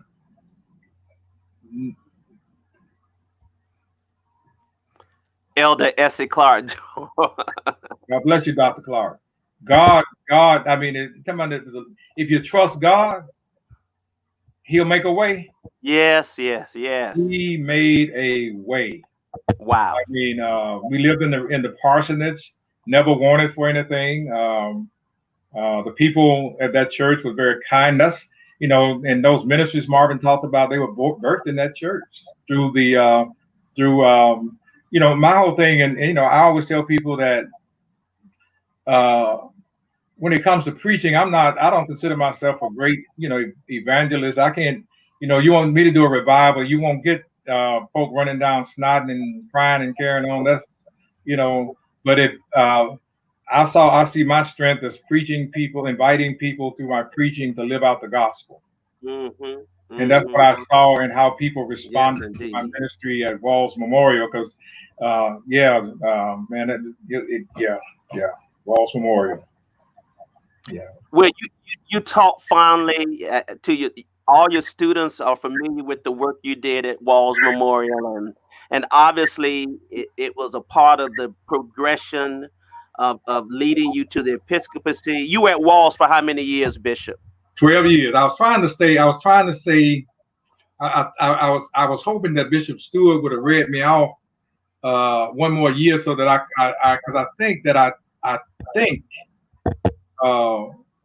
at that time Clarence Buchanan may have been there 13 years. Okay. And I had 12, and I was trying to at least tie him, but it wasn't to be. I was there for 12 years, from 1994 to 2006. And so tell us about how you got the call to the seminary that had trained you, and how did that come about, your being selected as the Dean of Phillips? Well, I was pastoring Walls Memorial and was having a tremendous ministry there. And when Bishop Stewart came, other people were leaving, and I went to see him at the General Conference. I think that was 2000 and 2002 in Atlanta. And as I walked up to him, he was like, "You're not going to leave me too, are you?" I said, "Oh, no. I want to tell you about Walls Memorial." And right. So Bishop Stewart started giving me opportunities to do things across the church. And so I remember it was in February. It was a Monday in February, and 2005. It was on a Monday because I know I would take Marvin to school, and Monday was like my off day. I would just do nothing unless I went to the movies or went shopping or things. But I was sitting at home, and cell phones were not there. So my house phone rang. So I answered the phone, and on the other end of the phone is Bishop Paul A.G. Stewart Sr. And the conversation was like this. Bishop Stewart called me. At that time, Bishop Stewart was the chair of Phillips School of Theology's Board of Trustees. Yeah. And so Bishop Stewart calls me and says, it appears that Dr. Thomas Brown is going to get elected as a bishop at this 2006 General Conference. General Conference, right. And so we're going to need a dean at the seminary. Wow. And folk put names in there. But I want to know if I can put your name in there. And I said, yes, sir. And I called my best friend, Warren Lassane, the Presbyterian fellow. And I told him, I said, man, my bishop just called me and asked me if he could put my name in consideration for the President Dean of Phillips when it comes open. And he said, Frank, I know you told him yes. Right. I said, I did. And so when I would run into people and they start talking to me. And, well, Bishop Stewart called me that earlier that day. Then later on that same day, Dr. Delaney calls. Okay. Henry Delaney? Henry Delaney calls me and says to me, you are going to have to be our dean. Wow. So you have a doctorate, you are prepared, you've worked in institutions before, we need you to be our dean. And I said, okay. And then I called Bishop Graves because I was checking. Yes. Checking to see whether or not he heard anything. And but he wouldn't play with me. He wouldn't play his hand. He said, well, I don't know, Brother Marvin. They talk about so and so and so and so. I said, oh, okay. But the next thing I know, after Dr. Brown got elected bishop, we were having and let me say this about Dr. Larkin. Dr. Larkin baptized me. He did. He baptized me and he hooded me when I graduated from seminary. Isn't that something? Yep, he was my dean in the last year of my seminary after Dobson, after Dean Dobson. Yes. And so Bishop Stewart was having this caucus meeting, and I think it was the one we do as it relates to the General Connection of Board. Yes, sir. And he was dismissing the group, and then he said, hold up, stop. So he held everybody up. He said, oh, one more thing. He said the executive committee of the Board of Trustees of Phillips School of Theology have met, and in response to the election of Dr. Brown to the Episcopalship to be bishop in the CME Church, and they have elected Reverend Dr. Marvin Frank Thomas to be the interim dean. Wow. That's where it was announced in that room. That's how it was announced. And Victor Taylor said I cried like a baby because the 3rd Episcopal District. But yeah, but the interesting thing is prior to that, Reverend Jones told me, he said, now Marvin, if they offer it to you, you take it. And Wardell Bonner told me that was talking about something else. But Bishop Hort, we were walking from one of the sessions. We were walking to the hotel as one of the sessions ended, and I just happened to walk up on Bishop Hort and Mrs. Hort, and Bishop Hort says to me, he says, Dr. Thomas, I'm hearing something, and I like what I'm hearing. Mm-hmm. And I said, oh, okay. And so the people who were on the finance committee at the general conference, because that's when they had voted to give half tuition scholarship, right, to the Phillips School. So some of the members of the finance committee was coming to me and showing me what they were doing for Phillips. I said, look, man, all I know is that I am, and this was before Bishop Stewart had made that statement. Right. I said, all I know is that I'm the pastor of Walls Memorial CME Church in Chicago, Illinois. That's all I know. And so, that's how it was here again, it was a phone call. A phone call. Yep. Wow, Bishop, that's amazing. Well, just very quickly talk about those years at Phillips, because so many students came through you and by you and set in your church history course and your church polity course and got put out of church polity because they didn't do communion right, didn't dress right. You remember those days? I remember those days. Yeah, I remember those days. And, one of the things that going to Phillips, I wanted to make the experience for my students more than just coming to a place. Sure. I wanted it to be an experience. And so I saw that my responsibility, and I remember something after becoming the president dean of Phillips, Bishop Isom said something to me. He said, you know, you were at Lane, you were the dean of students. Mm-hmm. Now you're at Phillips, you're the dean of the church. Mm. And so I saw it as my responsibility to give back to the church a product better than what I got when they showed up. Okay. That's why all of those various things that we did, the Dean's Retreat, the practicums and polity, the fall and spring gatherings, and then having people come in to facilitate those kinds of experience, and then spending time with you guys. You know, the fellowship meals, as you talked about. I used to love to take us to what's that place down at the Westin Hotel, that at the top of the building, the restaurant, the Sundial. The Sundial Room, the one that revolves around. Yeah. We used to go down there for lunch, and then I used to love our graduation experiences. But and then of course, you know, requiring readings and writings and those beyond what you were doing in your normal classroom, because I coined that little phrase, and I was in a meeting with the deans with Dr. Battle when I was dean, and we were talking about Mason and Phillips being the only seminaries of our denomination, and it clicked to me, and that's why I started putting on our stuff. Phillips School of Theology, the seminary. The seminary, yeah. It's not right. It's the seminary of the Christian Methodist Church. Yes, indeed. But I mean, I was grateful to God for the opportunity to serve the church and I went around the church. I went around the church. Recruiting students, and some students didn't know they were going to come to seminary. I just, started talking to them, and then, those pastors' conferences, putting those on and working to make those meaningful experiences. I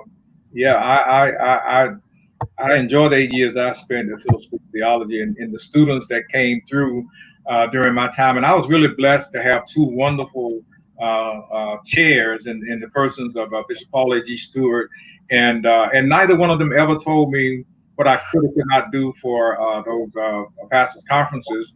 I always shared with them what I was doing and what I was thinking, and in some instances, if we needed to have conversations other than just saying that's look good, we would talk about them, and then we created those various awards and for lay people and for clergy, named after the bishops of the church, because I think that without a doubt that those 8 years that I spent at Phillips were some great years. We had more students, and the finances were pretty good.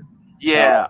So I'm grateful. I thank God. As a matter of fact, when I left Rawls Memorial, and Marcus Rogers' mother, I remember her saying to me that she was congratulating me not necessarily on being the dean, right, but becoming a bishop. Isn't that something? She said, that's just a pit stop. And Tyler Haynes said the same thing. And some other people said, man, you're just passing through here. Yeah, just passing through. Well, let's talk for just a moment. I'm not sure. Okay, let me stop that noise here. But all of us felt very special as your students, and you did that. We spent a lot of one-on-one time with you, particularly when we had to come and recite the articles. If you recall that torrid experience for all of us. But there was one student that reigns and above all of the rest as a favorite student, and I got to bring it up because it's just my rambling moment. But I want to talk about Ian Gibson for a second, because Ian was the president of the Phillips School of Theology, our student organization, and just so organized, always so studious, always so efficient. He went to church with you and assisted you there and that kind of thing. And the only reason I'm bringing it up because Ian just texted me and said, don't forget to share the story about the banquet.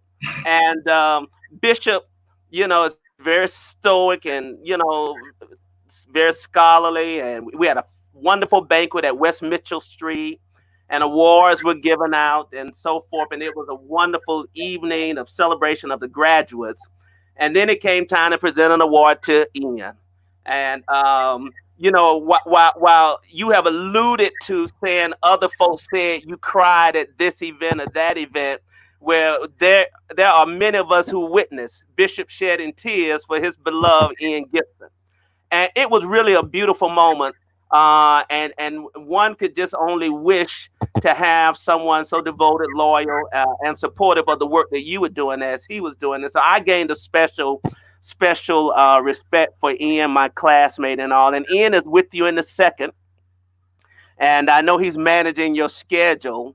And when I was trying to, book you for this, you told me to make sure Ian, was copied in on it, and I did that. And then Ian followed up with me, and he act like he hadn't seen no email from me or any of the details. And I want to say, Ian, don't even play that with me right now. Just ask Bishop to be ready on on this particular date. But shout out to Brother Ian, Reverend Ian Gibson. I had to share that. Yeah, well, I mean, everybody was special, but I don't.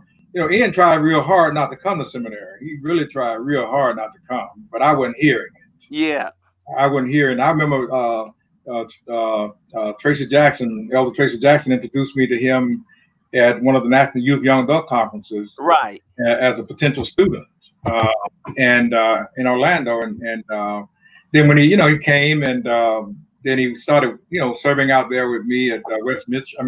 Good News. Yes, and then when I was traveling, especially when I was running for bishop, he was my driver, I guess. Sure, absolutely. I mean, he assisted you because all of us. Everybody was played a part in it. Yes. Yeah, we all played a part in it, and we shared with you in various scenarios and events. But let me share this and play this, and then we're going to talk about your your road to the episcopacy. Let me share this. Hello, I'm the Reverend Dr. Marvin Frank Thomas, Senior President, Dean of Phillips School of Theology at the ITC, and the pastor of the Good News Community CME Church in Lithonia, Georgia. I'm excited about the Christian Methodist Episcopal Church. I have been in the ministry over 35 years, and that is why I'm offering myself as a bishop, as a candidate for bishop in the Christian Methodist Episcopal Church. I'm excited about you. I'm excited about what God is yet to do in the life of this church. Therefore, I invite you to view my website to see what it is that God and I have been engaged in over the past 35 years. God bless. That seems like a long time ago, huh? It seems like a long time ago. Let me thank, and I want to thank Aaron Price, because Aaron Price and Leon Parker facilitated all of that for me, right, and making that happen. But Aaron was the guy who was the video guy who made that happen. Yeah. Well, it was a great video. You had a great campaign, which is, of course, resulted in your being elevated. This is the one I wanted to put up. This is some of your students. Yeah. We had a gathering somewhere, and we were offering prayer for you as you were about to embarking upon that campaign. And then, of course, we were in Baltimore when you were elected and elevated, and I had the honor of being one of the ones to help you to the stage. What you don't know, I helped you to the stage, and I stayed on the stage for a minute. Okay. It was so much going on. But Bishop, what was that experience like for you?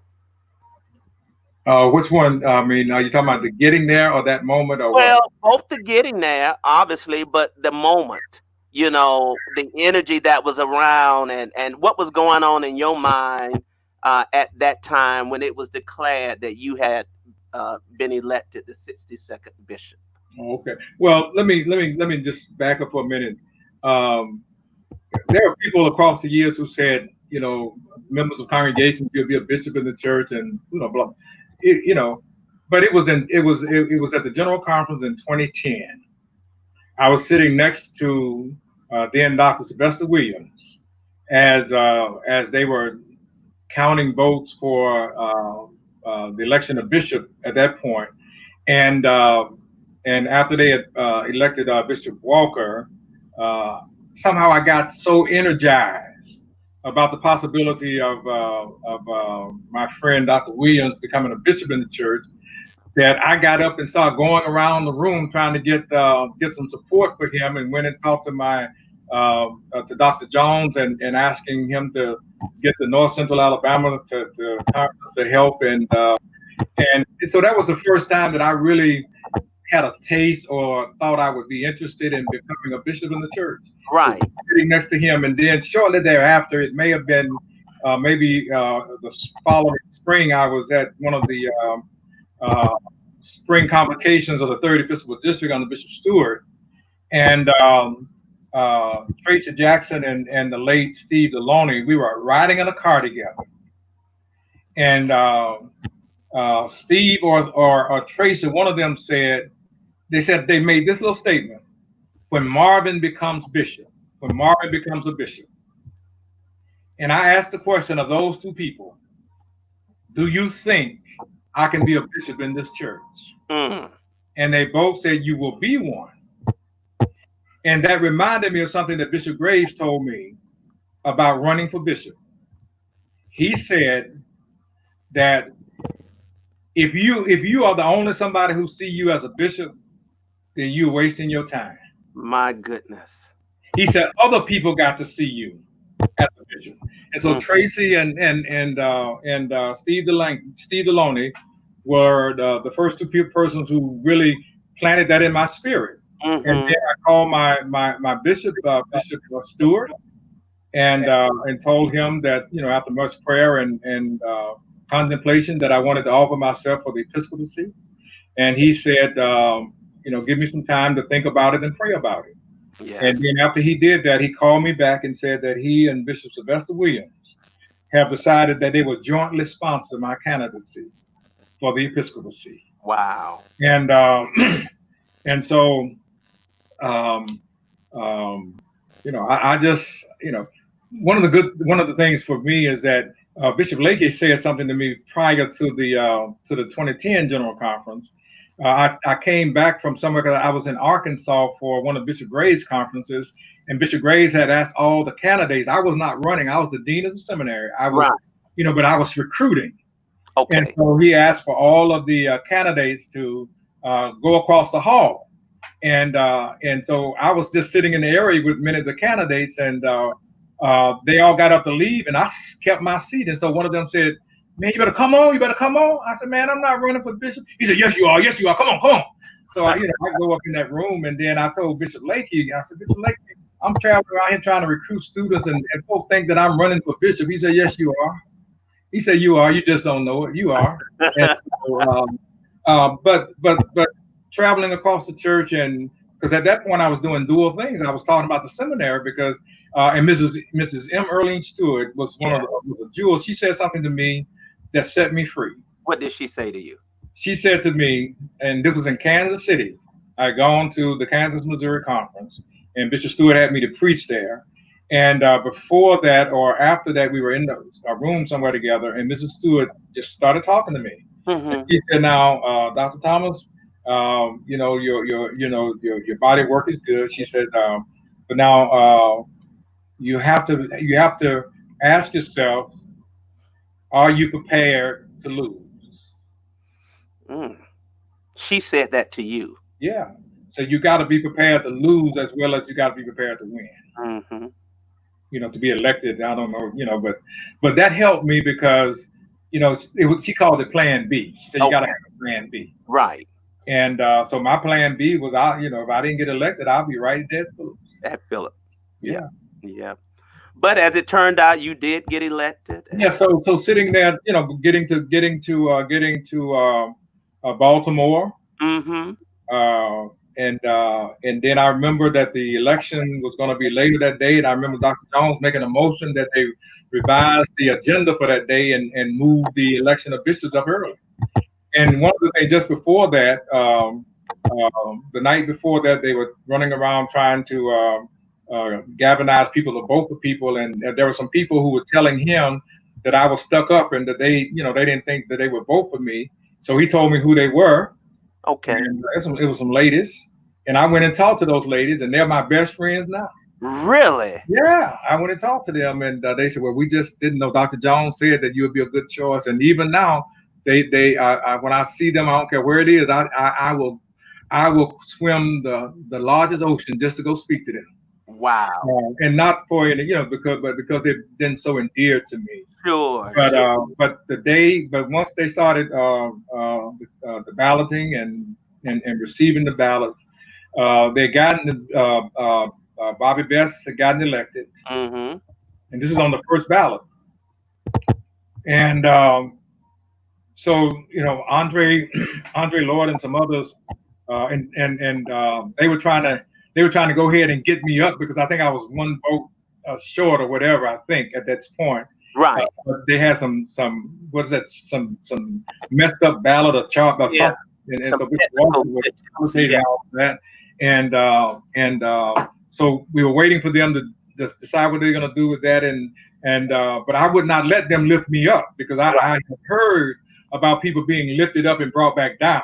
And I wasn't going, I was not. You weren't going through that.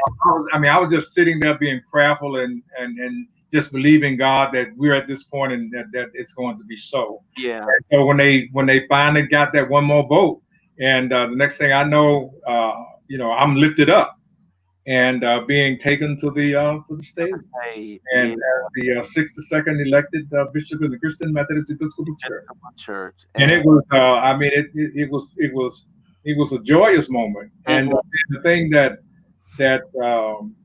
meant so much to me was that as I stood there and expressed my appreciation and greeted the general conference, that Dr. W. Clyde Jones was standing right there with me. Yeah, I remember. He said that this man traveled full circle with me. Yeah. He traveled full circle with me. Yeah. And he brought me to this place, and he retired shortly thereafter. What a special moment. Very special moment. I remember. And so the Committee on Episcopacy assigns you to the 2nd Episcopal District. Yes, sir. Tell us about how that has been, what that experience has been like for you as the leader of the 2nd. Man, I tell you, I love the 2nd Episcopal District. Our theme song over here is from Hootie and the Blowfish. Okay. And that's my theme song for them, and that's it's entitled "Only Got Eyes for You." Oh. And but it has been one tremendous joy. I love the people of 2nd Episcopal District, and Bishop Williams was here. I call Bishop Williams my John the Baptist because he paved the way. Right. He paved the way for me, and I came behind him. And the interesting thing is that he had me. That's one of our eating moments, as you would note. Bishop Williams had me to come to the 2nd to do some things for him when he was here, and actually, it was no surprise to me that my name was called for the 2nd Episcopal District after I got elected, because prior to going to the 2014 General Conference, God had given me a vision that I would be elected a bishop and that I would be going to the 2nd Episcopal District. Oh, really? I didn't know that. Yep, it was a vision, and so when I showed up in the 2nd, I was just reporting for duty. That's amazing. To fulfill my assignments. That is amazing. And yeah, I mean, serving the 2nd, where every 2nd counts, it's been a joy working with people, and then for them to embrace my approach to the episcopacy, our fall gatherings, instead of a winter council, reducing our number of days of annual conference, and the various ways in which we spend time and engage with each other. Last year we created the residency, where I go to an area and stay for a week or two and just go visit and talk with people, and that's wonderful. So I love this district. I love every pastor and every presiding elder, and they have really been very supportive and very responsive to the ministry, the Episcopal ministry that I've tried to bring to this district. It has such a rich history, and you still preaching. You pastored for a while when you first. You still pastor? Yeah, Well, I don't seek to be a pastor at this point in my life, but there are things there are moments that are created that, in response to God's call on my life, I feel led to go to places and to stay there until they find their rhythm. Right. And yeah.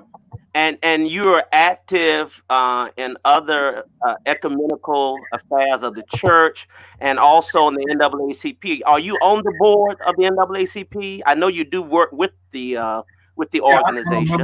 I'm a member of the National Board of Directors. Matter of fact, I replaced Bishop Graves. Bishop Graves, okay. Yeah, Okay. I replaced him. That's great.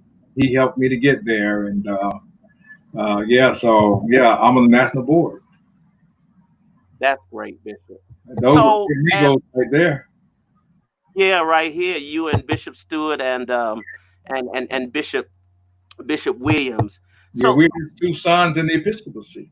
I tell you, and I know Bishop Stewart is very proud of you as well. So, Bishop, we are in our 150th year as a church, and we're also headed to the second for the general conference, God willing, and a vaccine is found for the COVID virus in a year or two. Two things: what is the church looking for as it relates to future Episcopal leaders? And in your opinion, what is the state of the church in our 150th year? And you continue to be optimistic about where we're going? I am very optimistic about where we're going because I think that one of the things that excites me is that we're working toward a plan that will get us there.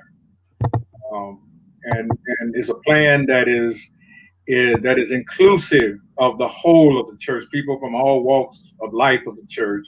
And we are engaged in looking at what it's going to take us to get. Matter of fact, if we had this 20th, this 8th Unity Summit, we would have talked about beyond 150 years. Mm-hmm. But I think that discipleship and stewardship are focused there, and bringing to in electing to this office men and women who are prayerful and who see a way forward, because I think that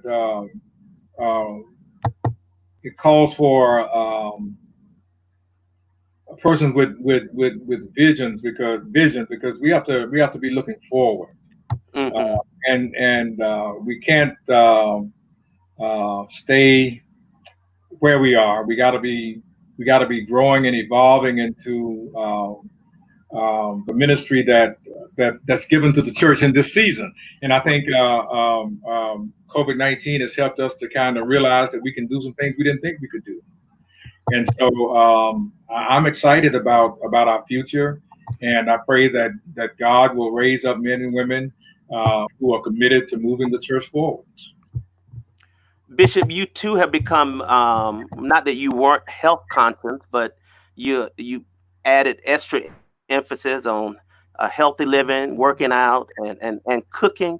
Tell us about this recent cooking interest. Now, given what Marvin Frank has indicated about your previous efforts, you're cooking salmon patties and shrimp tacos and all of this. So where did all of this come from, Bishop?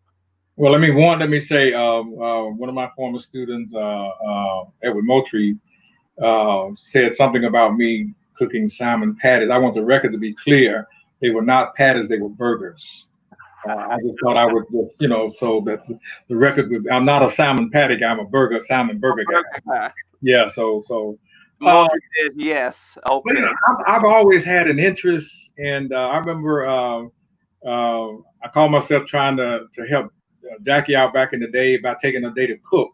Okay. That didn't last long because stuff just kind of got in the way. But I used to one of the things that I used to do real well. I haven't done it.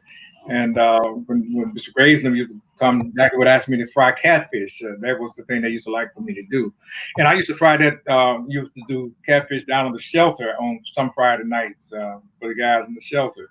Okay. But I would travel around, when I would go to the airport, when you go in those bookstores, those stores in the airport and they see magazines, I would always get one with, I would always get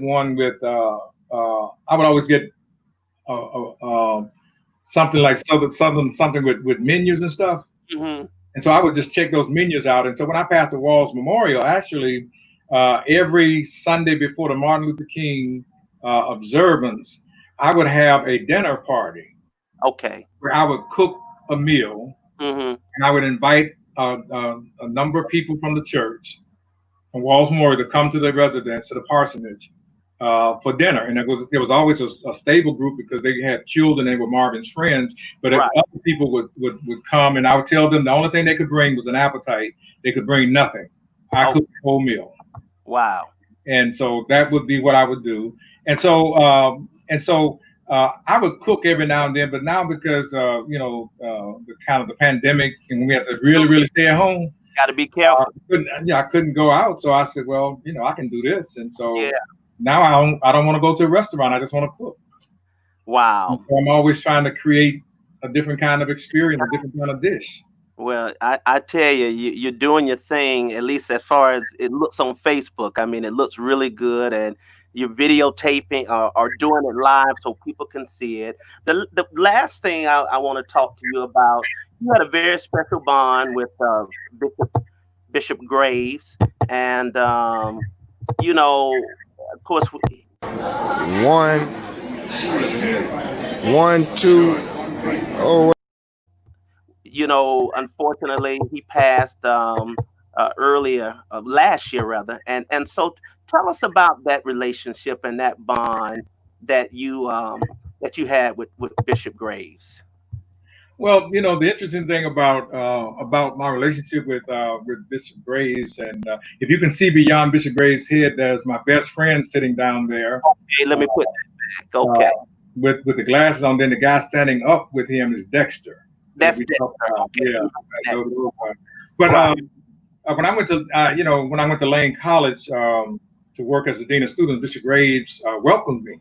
Yes. And then because coming around Lane for Board of Trustees meetings and those kinds of things, I got to know him and then spend some time around him. And I remember in some of our general conferences, I didn't understand the dynamics or the tension between he and Dr. Jones. Okay. Because back then the general conferences could be contentious, but then I would see them doing what they do on the floor of a general conference. And I go out in the lobby, they hugged up like buddies. So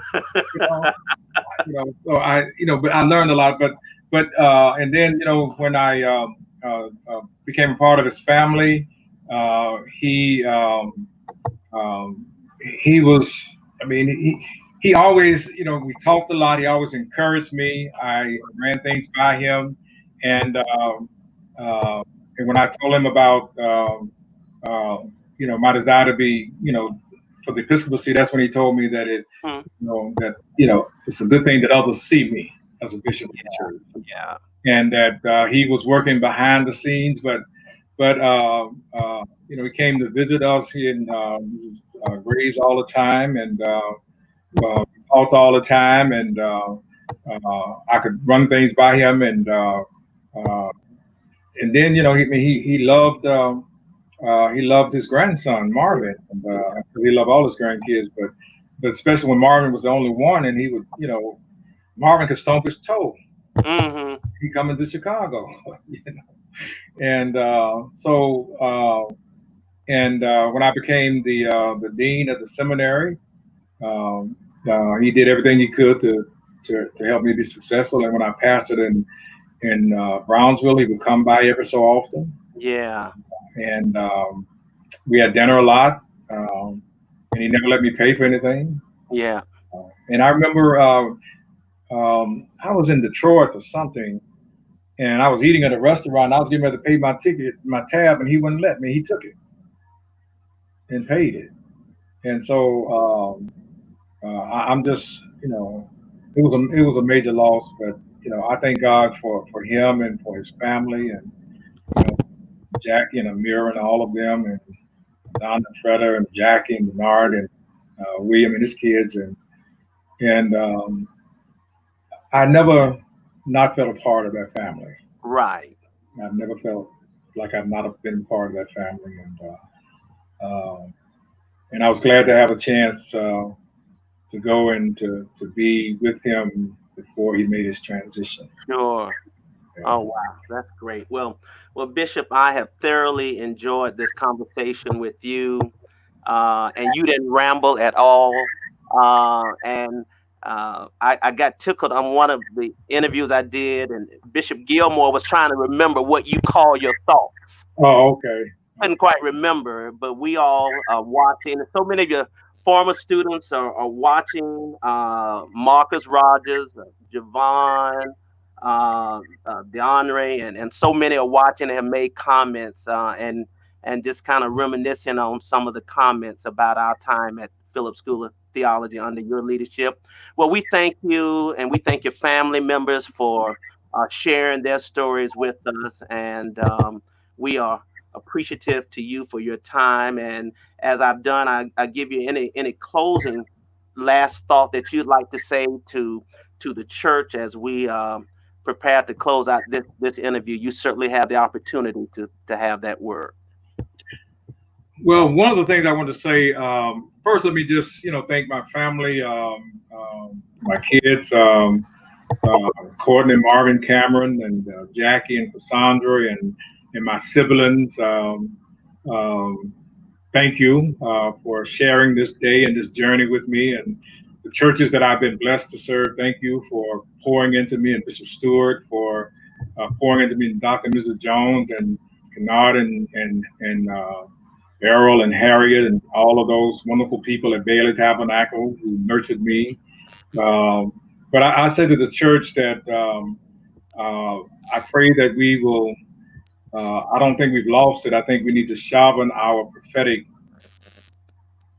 voice because we need the church to be prophetic in this season, and we need the CME Church to stand tall.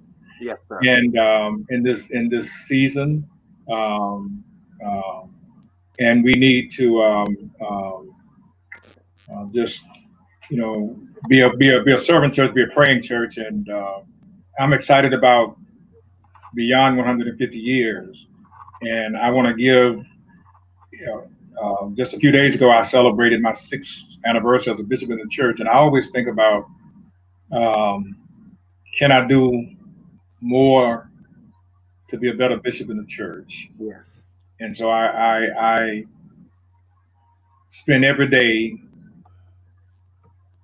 prayerful and trying to make sure that the confidence of the church in me remains strong. Mm-hmm. That they will always find joy in electing me as the 62nd bishop in the church. Yes, sir. And so, and then to all of my students, I thank you for all that you do to make the church better. And so I love you, and I thank you, Dr. Mason. I know our journey, and having a conversation with you, and you signed on as one of my students, and I know you and I have an unfinished project, and hopefully we'll get through it. We're gonna get through it, and I thank you for that conversation in your office. Yes, sir. At a very low moment in my life, and it was that helped me to focus, as you shared, and get back on task and finish seminary. And I think too, because this Tuesday I will not be doing my conversations with the families of the bishop, because it is a national holiday for those of you who may not know. It is July the 14th, and it is both Bishop Marvin Frank Thomas's birthday and Skip Mason's birthday as well. So I'm not going to be doing no Facebook show on Tuesday evening.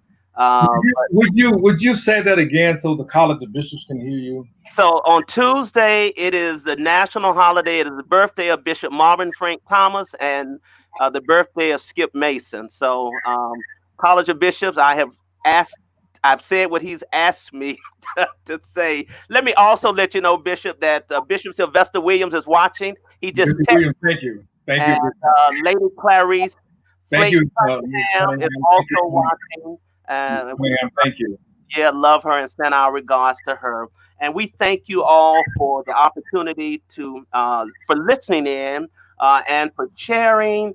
And Bishop mentioned that, and I've heard him say it so many times when he closes out, especially when he is addressing the second, I only have eyes from you. Now, I don't know about who the Blowfish's version, but the version I know and the one that we're going to close out on is the one by a group called Flamingos. Enjoy this.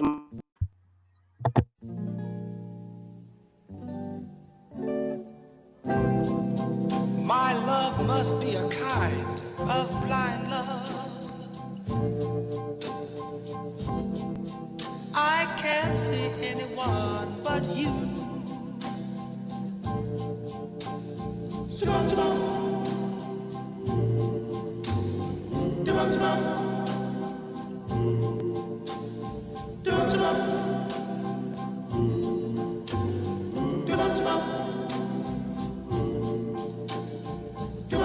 Are the stars out tonight? I don't know if it's cloudy or bright.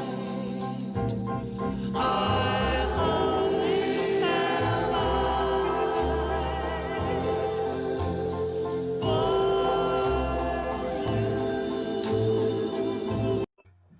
you. That was for you, Second Episcopal District. God bless you, Bishop Thomas. Bless you. Thank you so much. Thank you. Happy birthday to you. Thank you so much, Bishop. My brothers and sisters, thank you for tuning in. Another conversation, CME 150, with the 62nd Bishop of the Christian Methodist Episcopal Church, Bishop Marvin Frank Thomas. I've enjoyed the conversation, and thank you all for sharing with me today. And we'll let you know about next Sunday with Bishop Umoate and the time for that conversation as well. Have a super blessed week. I love you. God loves you. And always remember that Black lives do matter.